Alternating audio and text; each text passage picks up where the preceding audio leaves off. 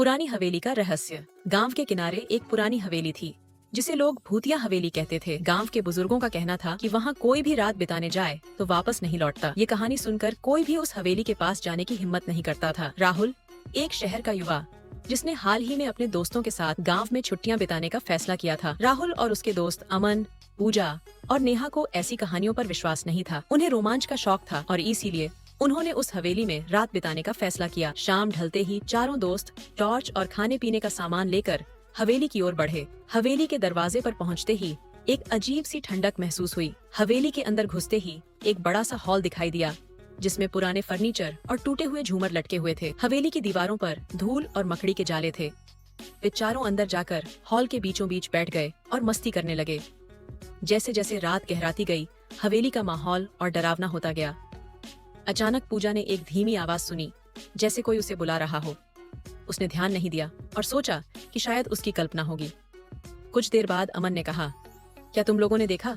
सीढ़ियों के पास कोई परछाई थी। ये सुनकर सभी चौंक गए। नेहा ने डरते हुए कहा, यहाँ से चलो, ये जगह सही नहीं लग रही। लेकिन राहुल ने उन्हें डांटते हुए कहा, ये सब तुम्हारे दिमाग का वहम है, भूत वूत कुछ नहीं होता।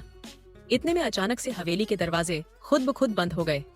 सभी चौंक गए और उनकी टॉर्च झपकने लगी। तभी हॉल के कोने से एक अजीब सी हंसी सुनाई दी। सभी ने उस दिशा में देखा तो एक धुंधली आकृति दिखाई दी।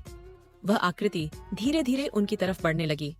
पूजा जोर से चिल्लाई और भागने लगी, लेकिन उसके पैर जकड़ गए जैसे किसी ने उसे पकड़ लिया हो। अमन और नेहा भी डर के मारे हिल नहीं पा रहे थे।